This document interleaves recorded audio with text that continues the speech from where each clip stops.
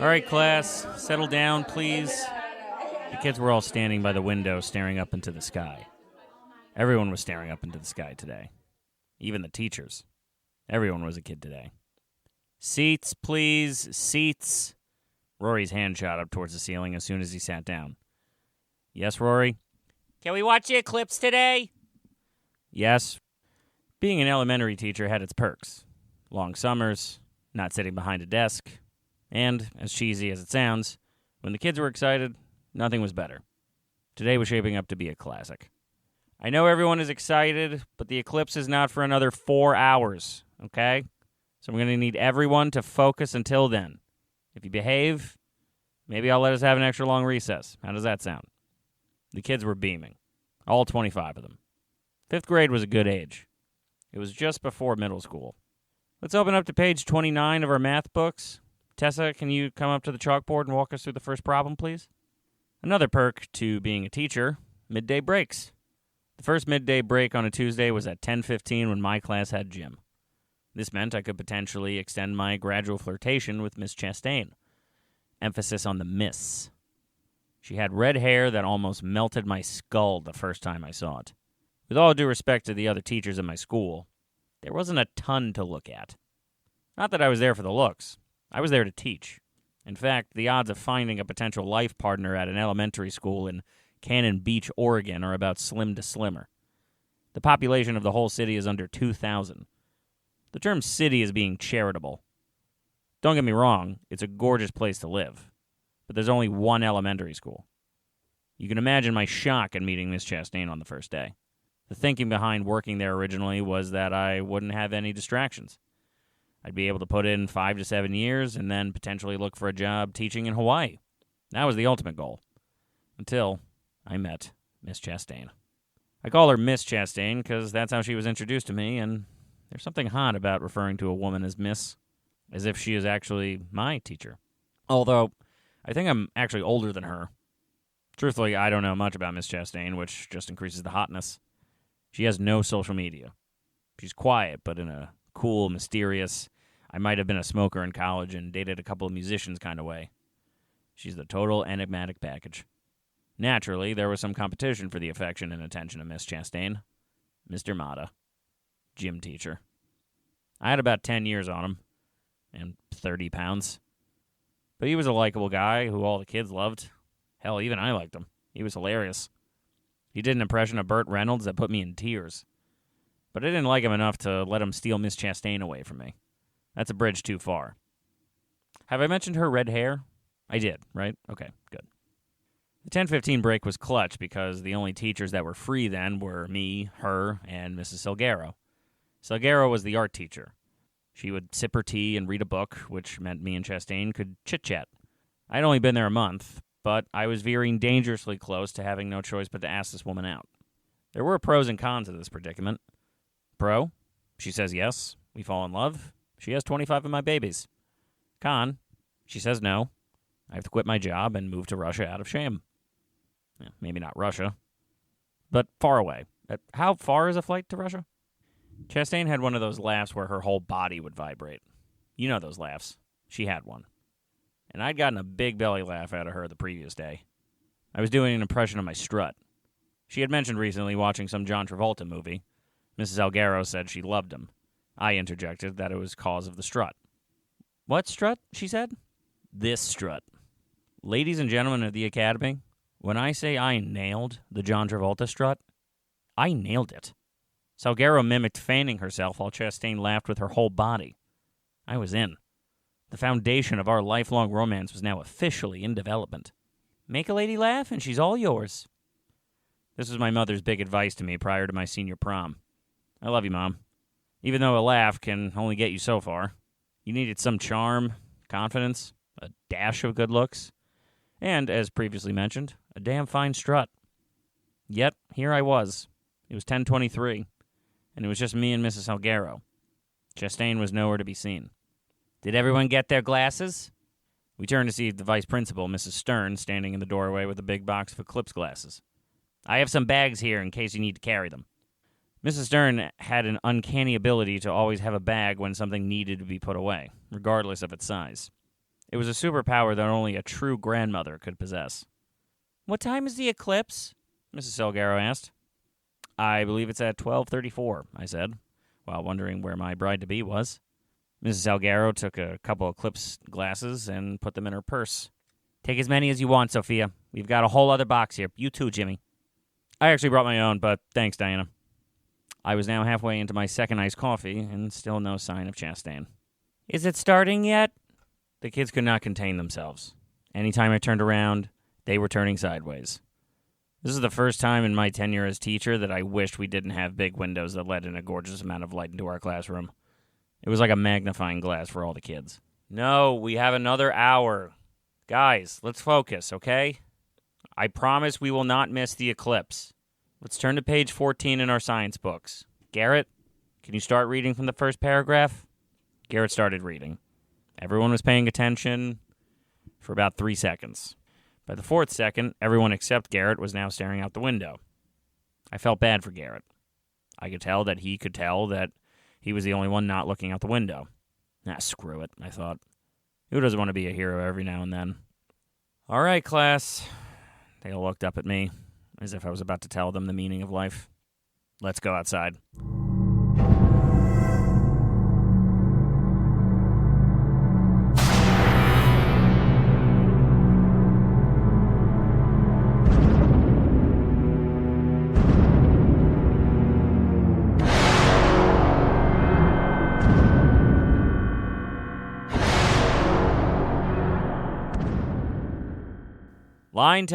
Line time, everyone in a single file line so I can hand out glasses. One by one, they walked up to grab a pair of glasses. I don't know what the competition was, but I'm pretty sure that in this moment, this was the most that anyone had ever liked me. My dog liked me in high school, but my dog liked everyone. He was a black lab and a sucker for belly rubs. These kids would have followed me into Normandy if I'd asked them after this display of heroism. Being the first group to walk outside was kind of badass. All my kids now had official bragging rights for being the first ones to get out of class. And all the other teachers definitely hated me at that moment because now it meant they had to let their class go outside soon. Was part of my strategy to let Miss Chastain see me go outside first? You bet your solar ass it was. She taught 4th grade. I hoped it would work out chronologically and she would come out next. Instead, it was 3rd grade, followed by 2nd, then kindergarten, 1st, and finally, 4th grade, with no Chastain. What the hell? There was a substitute? Everyone on the school field was now putting on their sunglasses and looking up into the sky, even though we still had 20 minutes before the eclipse officially started. I, on the other hand, was looking anywhere but the sky. Where was Chastain? Where was Mata? Dear God. My mind was racing with jealousy, until Mr. Mata came out next. The entire school was now outside, in unison, with one magical, red-headed exception. 4th grade was the furthest away, so I couldn't even ask where she was. I had to wait for this damn eclipse first, and then I wouldn't get a break until 1:15. "Mr. Hart, what happens if we take our glasses off?" "The moon will suck your eyeballs into the sky." The girls all ewed, and the boys all laughed. I was hilarious with kids when I was boiling with jealous rage. In case you didn't know, Oregon was now known as the solar eclipse state.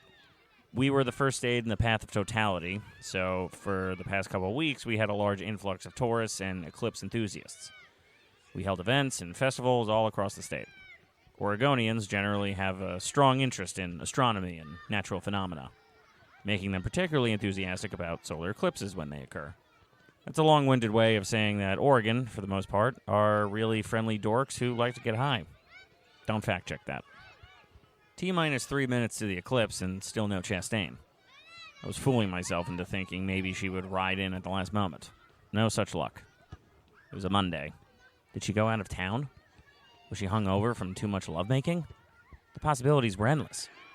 On the flip side, Mrs. Stern was taking a ton of photos that would be fun to share with all the kids. Time to put on the shades. The oohs and ahs started. All 155 kids. Very few things in this moment could make me temporarily forget about Chastain. This was one of them. We all looked up. A couple of kids held my hand. And then it happened. I had to take a crap. "Diana, can you watch them for a moment? I have to run inside." Don't miss the eclipse, Diana said, laughing. Not helping, Diana, I thought. I briskly walked past an ocean of ecstatic children. Mana stopped me as I started to part the ocean of kids and asked if he could borrow my glasses. I said sure, and then hightailed it to the hell out of there. You can't make this up. We were 60 seconds away from the sun being completely obscured by the moon, casting a shadow on the earth, and I had to go to the bathroom. The culprit of this catastrophe was the second iced coffee I had during the 10:15 break. I bought 2, in the hopes that Chastain was going to make her own coffee, at which point I would ride in with my cape and announce that I had a spare if she wanted it. Instead, she was MIA, and you can't save an iced coffee. I mean, you can, but it's best fresh. Not my finest moment. My kids were having the time of their lives, and I was Jeff Daniels from Dumb and Dumber. You know the scene. Mine was quick and euphoric, just like Jeff's. It was so quick, in fact, I might be able to catch the end of the eclipse. As I ran out of the bathroom stall, I saw Carl, the janitor, taking the world's longest piss. I was fast, but not fast enough. Everyone now had their heads cocked back, staring straight up at the majestic abnormality. But, alas, it was over. There was a unique energy in the air. That sense of unity. And I'd missed it. My kids were buzzing. The worst part? They didn't even know I had left. You missed it, Jimbo! Mr. Mata, standing in the middle of the action, wearing my eclipse glasses. He felt it necessary to tell me what I had already known and brought my absence to the attention of all the surrounding staff and students. He was a killer, Jimbo. Killer!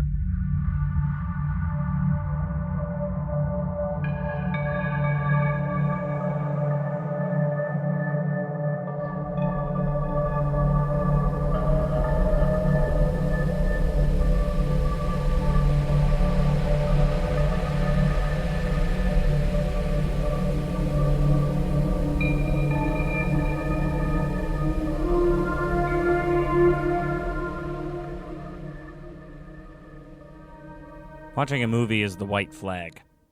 When a teacher asks their class if they want to watch a movie, it means they're down for the count. No Chastain, no Eclipse. It was a Monday. I needed a movie. So I popped on WALL-E. It's a good thing I was around 25 kids at the moment, otherwise I might have cried. WALL-E follows the story of a waste-collecting robot named WALL-E, an acronym for Waste Allocation Load Lifter Earth Class, who is left to clean up an abandoned, polluted Earth centuries in the future. WALL-E meets another robot named Eve, extraterrestrial vegetation evaluator, and falls in love with her, leading them on an adventure that ultimately impacts the fate of humanity. Classic. Can we keep our eclipse glasses? Absolutely. Keep them for the next one. I wouldn't let my grumpiness ruin their day. Besides, the hell was I going to do with 25 pairs of eclipse glasses? Taco Mondays. Let the sheep follow their Taco Tuesday masters. I was all about Taco Monday. Castaways. The best Mexican spot in all of Cannon Beach. Also the best Tom Hanks movie. Well, maybe not the best. Top 3. Top 5? Definitely top 10. Driving through town, I could see people celebrating all over the place. The merch. Oh my God, so much merch. Get paid, people. Live it up. Unlike me. I got home around 7 because my commute was no joke. Living in the Seaside School District was a little out of my price range, so I had to get an apartment about 45 minutes away. It could be a slog with traffic, which it was today. By the time I got home, I was pretty beat. I passed out while browsing on Netflix, and when I woke up, my TV was playing Season 3 of Narcos. It was 4:30 a.m., and I was wide awake. Dunkin' Donuts wouldn't open for another hour and a half. Today was going to be a long day. I could feel it already.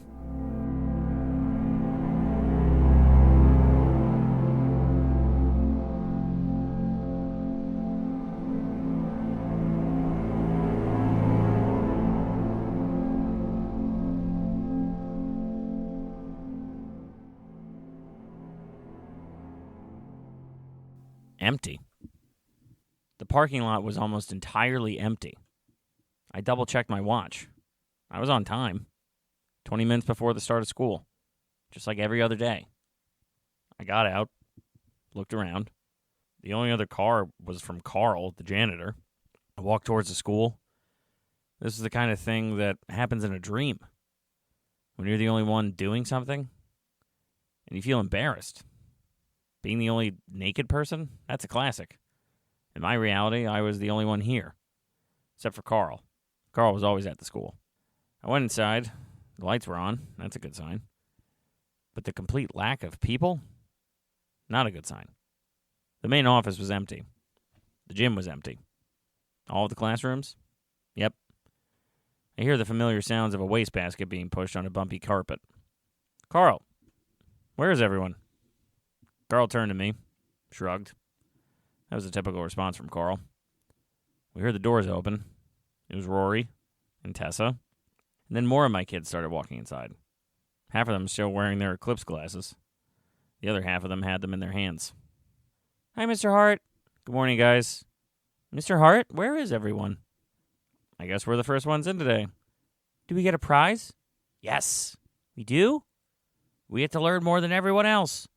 Boo! I mimicked Frankenstein, chasing the children towards my classroom.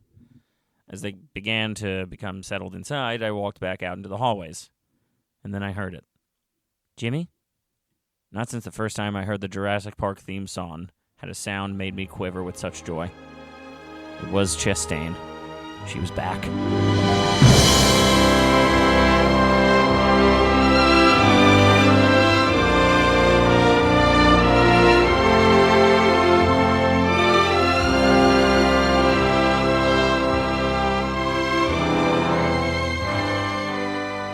Jess, you're back.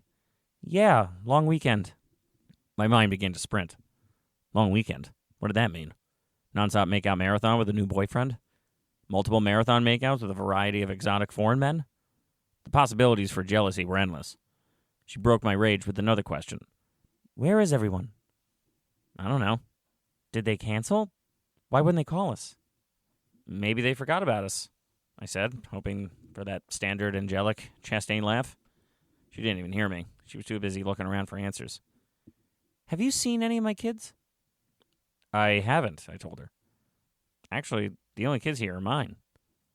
That's so weird. They would have called us, right? I wonder what it is. And then I heard it.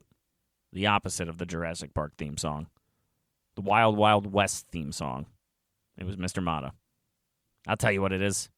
Walking in with his organically cool strut, athletic leisure wear, sunglasses flipped up onto his head, whistle dangling around his neck. The man had a whistle around his neck. He stopped just short of us and said, The eclipse turned back the clock. It's Sunday. Chastain laughed, while lightly touching Mr. Mata's shoulder with her left hand, and touching her chest with her right hand. That got a laugh? The eclipse turned back the clock? Was my strut not as funny as I thought it was? Was Chastain a generous laugher? What the hell was tugging at my shirt? Mr. Hart? It was Rory. Yes, Rory? Are we going to go home? I don't know, Rory. I'll find out and let you guys know in a minute. Rory walked back to our classroom. When I turned around, Chastain and Mata were walking down the hallway, talking. Damn it.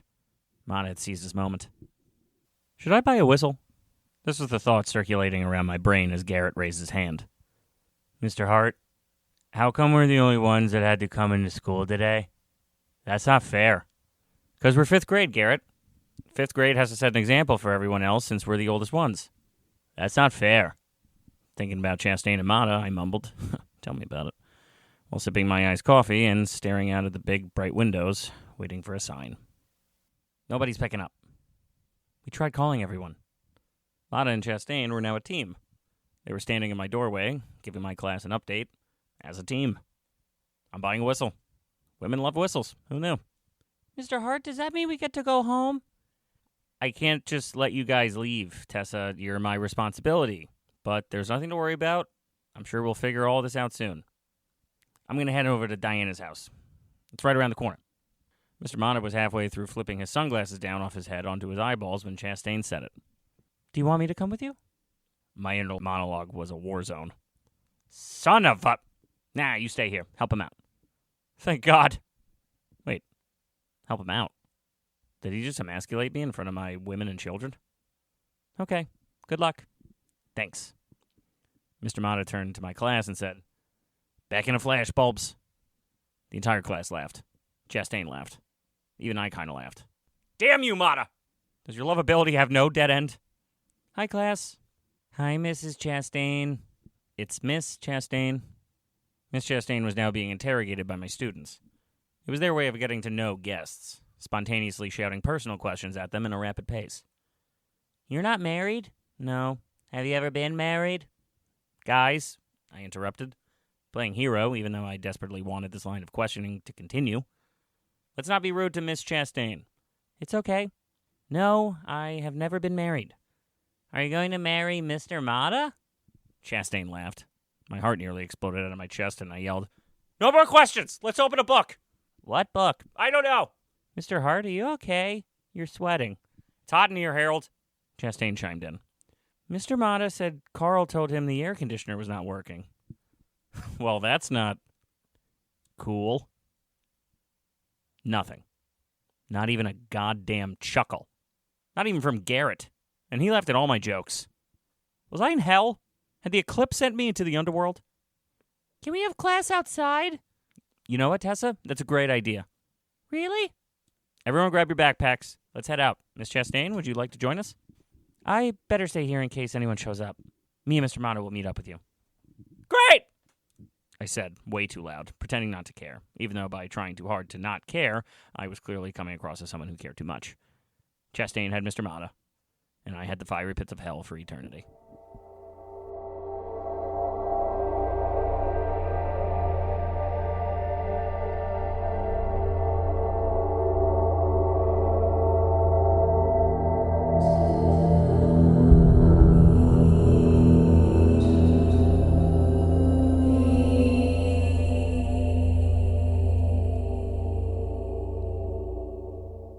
Maybe we really went back in time?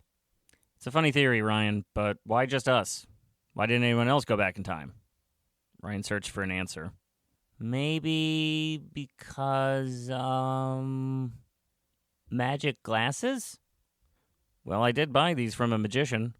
Whoa, really? Indeed I did. I didn't buy them from a magician. I bought them from the 99-cent store across the street. We were all sitting in a big circle in the middle of the school field. Everything about these kids' lives was so tightly structured. It was kind of cool to just hang out and talk with them about things that they couldn't find in our school books. Like time travel. I got to not be a teacher. They got to not be students. It was relaxed in a way that felt rare. It was a nice moment. And then Chastain and Mata walked onto the field. They seemed concerned. What's up? Any word from Linda, Diana? They didn't speak at first. I felt the tension. Chastain looked to Mata to speak. She seemed nervous, almost scared. Mata talked first. Jimbo, can we talk to you for a second? In private? I hopped up. The three teachers went over to the side as my kids kept chatting. What's going on? I asked, now officially worried. Mata leaned in a tad and asked me a question I was not expecting. Did you see anyone this morning? On your way here? See anyone? What do you mean? On the way to work. You have a very long commute, right? That felt like a subtle dig from Mata, in front of Chastain, no less. Well played, Bob. But he had a point. My morning routine and commute flashed through my head. Had I seen anyone? The roads had seemed fairly quiet. I must have seen someone. I did, I think. Did I? Finally, I spoke. Now that you say that, I'm not sure. Why do you ask? I ask because I didn't see anyone on my commute this morning. Miss Chastain didn't see anyone on her commute this morning. I just walked to Linda's house, who lives 2 blocks from here. She wasn't there. I went to the neighbor's house, her brother. He wasn't there either. Oh, jeez. I hope she's okay. Jimmy. Chastain seemed really freaked out. I called everyone. All the teachers. I started calling parents. None of them picked up. None of them? Not one. Mata chimed in with more alarming news. I walked up and down Linda's block. I started knocking on everyone's door. Only one person answered. Only one. I couldn't find anyone else.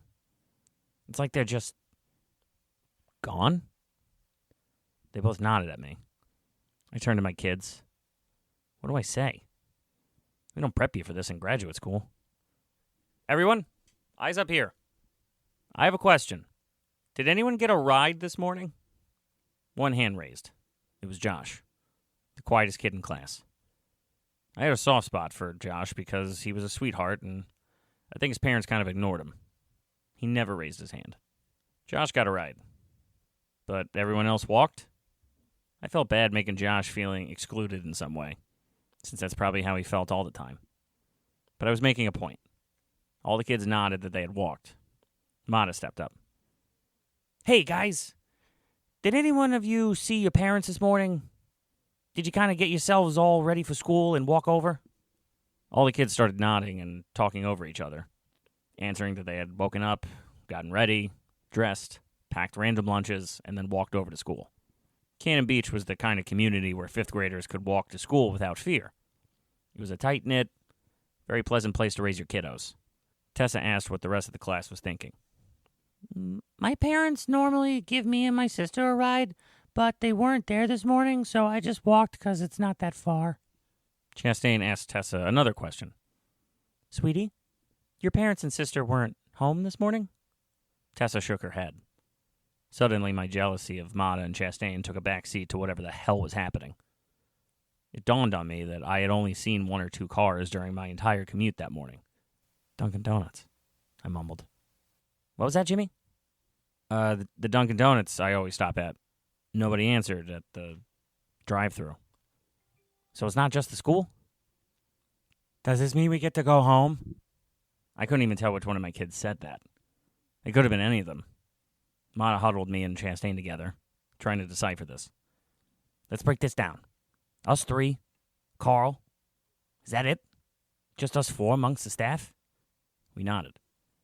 Why? Why us four? What do we have in common? We thought. Hard. For the life of me, I couldn't think of a unifying thread. Mata was thinking out loud to brainstorm. 5th grade. 4th grade. Janitor. Gym. I don't get it. Chastain stopped herself. What? I asked. I was about to ask if you were here yesterday. But Bob was here yesterday, so never mind. Yeah, me and Jimbo were both here. Carl was here too. He kept calling me Jimbo. Even in moments of crisis, he called me Jimbo. Damn it, he's suave. Jess, can I ask, were you out of town yesterday? Until about 9 at night. Why? I'm just trying to think how or why the 4 of us, wouldn't have gotten the message. Or Josh's parents. So you were out of town till night. I fell asleep around 9. Bob, were you around last night? I was at my girl's place. In town? Yeah. Okay, so, wait. Girl's place? I paused the dramatic brainstorm to zero in on Bob's sex life. Yeah, so? Nice. Me and Mata high-fived as Chastain rolled her eyes. I couldn't even properly celebrate the fact that Mata had just declared he was off the market in front of Chastain. My mind was too busy spinning into paranoia and conspiracy. Chastain walked us out of our boys' club to ask, Did anyone hear anything on the news yesterday? Or this morning? There was no news. We both turned to the voice giving the answer. It was Carl, smoking a cigarette. Carl was older. He had been at the school for a decade. Legend has it he has never missed a day. You wouldn't challenge it if you looked at him. He was built like a truck. He continued our jog towards DEFCON 5 by telling us, I thought my car radio was just acting funny. None of my stations worked this morning. Static. What about last night, Carl? Anything funny happen? Nope. Just getting busy with my lady. Carl winked. Great. Now I was officially the only guy not getting laid. Chastain pushed through, asking, Did anything weird happen here yesterday? No, just that... Mata paused. We all sort of paused. We knew what the next word was, but that didn't really help us lead towards a conclusion. Mata said the word anyway to finish the thought. Eclipse. And then Chastain got worried. Very worried. But what does that have to do with the 4 of us? And your kids, Jimmy. Why aren't any of my kids here? Where is my class? I tried to ease Chastain by being practical. I continued. Everyone was amped up about the eclipse. I brought a big box of glasses for my kids. We all snuck outside a little earlier than everyone else. The whole school came out to watch. You went to go take a crap during the eclipse. Now accepting the award for biggest cockblock in the history of mankind. Carl! I tried to save face, even though it had melted off by this point. Yes, I ran to the bathroom. So I missed the eclipse. But my kids saw it. You saw it, Bob. You were out here. Carl was taking the longest piss ever recorded.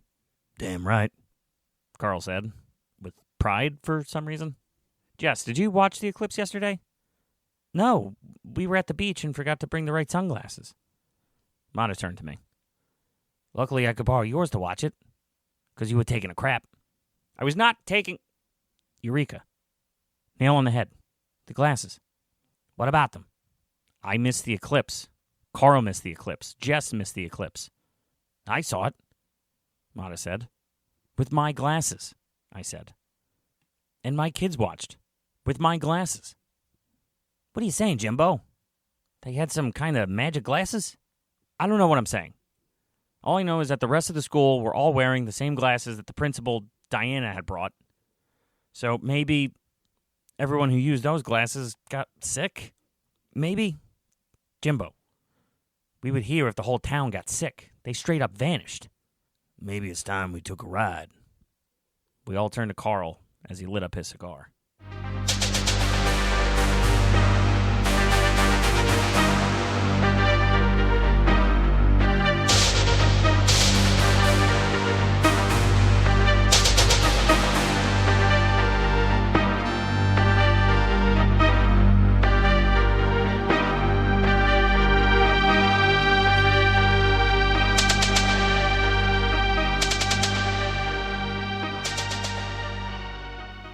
All aboard! My kids got onto the school bus one by one as me, Chastain, and Mata watched before getting on ourselves, as Carl sat in the driver's seat, ready to drive. Mata sat next to me in the front left. Chastain sat in the front right. All my kids sat scattered, completely unaffected by anything that was happening. Where to first? The three teachers were at a loss. Chastain finally spoke up with a rational response. Wherever there's people? Carl drove us around town. That didn't take long, so we just started doing loops, hoping we would see something we had missed the first time around. We must have driven through every street 3 times. We didn't see one person. Not one. We drove around for hours. Occasionally, we would stop. One of the teachers would hop out at a familiar location to personally see if anyone was inside. The answer was already no. The kids started to become restless and confused, until we realized they were just hungry. Can we get lunch was a question being asked with increasing frequency by my students. The teachers were also at a loss. We would make phone calls and nobody would pick up. We went to the police station and it was completely empty. Where to next? Carl asked. I got an idea, but it's a little outside of town. The 99-cent store. A clutch establishment for someone new in town that didn't really have money or a sense of interior design. Half the items in my apartment were from this 99-cent store. I hopped out of the bus and walked inside. Greeting me was the owner, Jill, a very sweet old woman who had watched my apartment grow step by very cheap step.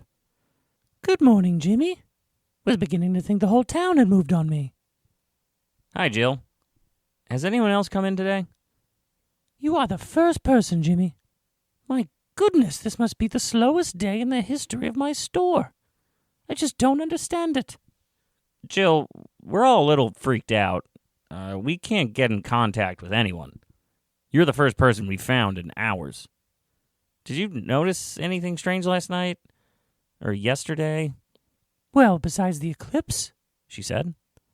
Besides the eclipse, I responded. I watched it like everyone else. Closed shop around 9. Went home. Fell asleep not too long after that. Woke up. And around 10 this morning, I started wondering, where the heck did everyone go? Do you want to come with us? We're going around trying to find help. I would, Jim, but I can't leave my store. You know how people get when it starts to get crazy? That's when the looting starts. And I got to be prepared. Jill held up a shotgun, an item I was not aware she had. While I'm here, the glasses, the eclipse glasses, where did you get them? Oh, I made those. You made them? Sure did. There's not much to it. You just need cardboard, aluminum foil, tape, scissors, solar filters that meet the ISO 12312-2 international safety standards. It's all about protecting the retina, you see, to make sure none of the dark gets in. Her smile was poetic. She had always been someone who felt like an extra in my movie. But now here she was, having her own scene. She was now a real person. Are you sure you don't want to come with us? Oh, sure. But thank you. Wait, here. In case the kids are hungry. I walked back onto the bus with a box full of snacks. Pretzels, walnuts, peanuts, protein bars, water, potato chips. I played flight attendant and handed them out to everyone. The kids were ecstatic. The adults were panicking. We headed back to town and hardly spoke the whole time. We didn't tell them what we were seeing. A world that felt empty. Where do you go when you don't know what you're looking for?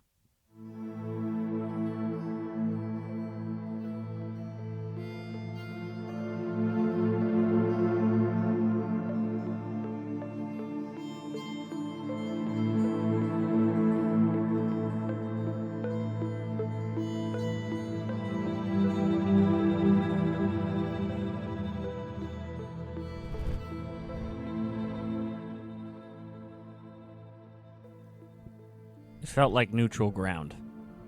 The schoolyard. It was the only place that felt familiar to everyone. As soon as we pulled into the lot, we heard honking. A car was driving right up against the bus as we began to pile out. It was Josh's father. I waved to him. A new person, finally. For the first time, a semblance of relief washed over all of our collective faces. Mr. Kaplan, thank God, we haven't seen anyone all day. Mr. Kaplan was pale white. His eyebrows were drenched in sweat. He was erratic. Josh, get in the car. All the kids tensed up, including Josh. I tried to question him. Mr. Kaplan, have you heard anything? Do you know where everyone went? Mr. Kaplan's car was littered with papers, notebooks, old black-covered books. He was trying to make space on the passenger side, shoveling papers into the back seat. Josh, come on, son, we have to go. I leaned into Mr. Kaplan's window, desperate to get his attention and maybe answers. Mr. Kaplan, where are you going? His response was one word. Inland. I turned towards everyone else, confused. Jess was worried. She held Josh's hand. Inland? Why inland, Mr. Kaplan? Finally, he turned to make eye contact. Don't you see, Mr. Hart? They're coming in from the ocean. That's why all the beach towns have been getting hit first. They want to block us from getting out. Our best hope is to go inland until we figure out the proper way for combat. I put both my hands onto his open window frame and asked for clarification. Mr. Kaplan, did you hear something? We're lost in the dark over here. That's where they want us to be. They've been slowly invading us for the past decade. Anytime someone tries to sound the alarm, they just call us kooks. The red haze in Australia, those murders in Dorset, the Cat May massacre, the sleep tight effect. You think these things are just some freaky coincidence, Mr. Hart? Open your eyes, Mr. Hart. This is Judgment Day. Once they have the skies, there will be nowhere to run. Josh, please, son, get in the car. Josh moved behind me. He was using me as a shield. I could see the fear in his eyes. It was familiar. I had the same look in my eyes when I was a kid. Maybe that's why I felt such a connection to him. He felt familiar. We shared a history. I asked him, bluntly, what do you want to do, Josh? Do you want to go with your dad? Or do you want to stay with us? Josh stood silent for a moment, and then gently took my hand. I turned back to Mr. Kaplan.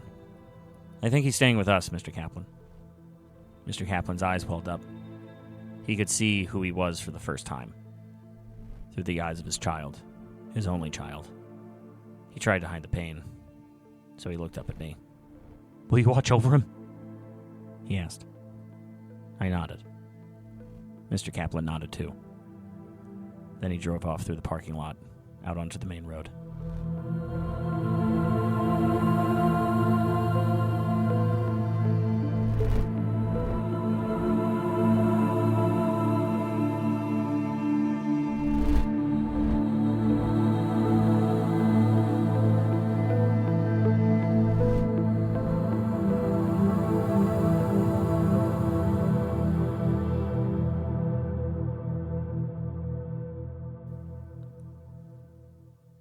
We needed a game plan. To kill time and ease suspicion, we were now in the cafeteria. The teachers were preparing food that the kids could eat for an early dinner while Carl drove to a hardware store for supplies. We didn't ask what kind of supplies, and he didn't tell us. Chastain took charge inside the cafeteria. Me and Mata were more like robots who could move things when needed. She assembled large trays of options, most of them healthy. In addition to providing them with food, this gave us an excuse to delay the inevitable part of our plan, which was figuring out a plan. Most of the world seems to have disappeared overnight, and the increasingly small part of our brains that wanted to remain optimistic or rational was on life support. By this point, we had dubbed it Field Trip Day, which pleased my class to no end. Not only did they not have to learn anything, but now they were getting their pick of the cafeteria litter. Being the only kids who got to do any of these incredible things gave them some major bragging rights. 5th grade had that whole cafeteria to themselves, but they ate together. All of them. They didn't break up into smaller groups. They all ate at one enormous table that they had combined using a bunch of smaller ones. For them, today was a great day. Mana told us he had to leave soon, go see if his girl was home, or at work. If not, he would come back. We asked her if she picked up when he called her. He answered by not answering. We knew what that meant. But he had to at least go look for himself. We understood. Mata told us to call him if anything happens. Anything at all. He told the kids he was going to his house to just check on his dog. As if their day wasn't epic enough, now there was the possibility of Mr. Mata bringing his dog to school. When we watched him walk out the cafeteria door towards the parking lot, there was a real moment of unease. The three of us had not known each other, but this day had created a bond. To see one of us leave, even temporarily, was a gut punch.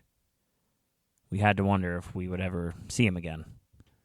He was probably wondering the same thing about us. It had been 2 hours since Carl left to go to the hardware store, and dawn was starting to take hold of the skies outside. The kids began to pester about what time their parents were going to pick them up. "Raise your hands, class," I said. "Who wants to have a sleepover at school?" The sleepover was a smash. We had taken over the kindergarten room because that's where all the pillows and blankets were. The kids made forts all over the place. They even made a fort for me and Chastain. They called it the Royal Fort. Someone made the natural royal fart joke, which nearly caused convulsions in half the class from laughing so hard. It had been 2 hours since Mata left. 4 since Carl. We tried calling them multiple times. No answer. Our paranoia and panic was being balanced by the euphoria of the children. Around 9 o'clock, I told Chastain I don't know if I ever had as great a day as those kids are having right now. Chastain agreed. About me. She was mocking me, in that I was clearly the kind of guy that had a lame childhood. Some of the kids began falling asleep, one by one, until after about an hour into the sleepover, all of the kids were asleep. We turned off the main lights. We talked in hushed voices, trying to keep each other calm, positive, focused, laughing. We were succeeding. She said she was getting tired. Maybe we should think about getting some sleep, she said. Who knew what tomorrow would bring? If there was a tomorrow. Then she said if there was a day after tomorrow, we should get a coffee. Without the 25 kids. Just the two of us. She climbed into the Royal Fort. It was now just me. I shut off one of the lamps, but I didn't climb into the Royal Fort. I felt a sense of responsibility, to be the protector, to make sure nobody else went away. Over the course of 12 hours, this room had become my family. I didn't want to say it. I knew I couldn't say it. Not to her, not to anybody. But I had to think it. Was this the greatest day of my life? I had connected on a level with Chastain that was unlike anything I could ever dream about. My class cared for me in a way that all teachers dream about. I had formed an unbreakable friendship with the man I had mistakenly thought was my enemy. My life went from feeling empty to infinite, and all it took was the entire world flashing away in the blink of an eye. I was now in my version of heaven. Which begged the question, what did I want from tomorrow?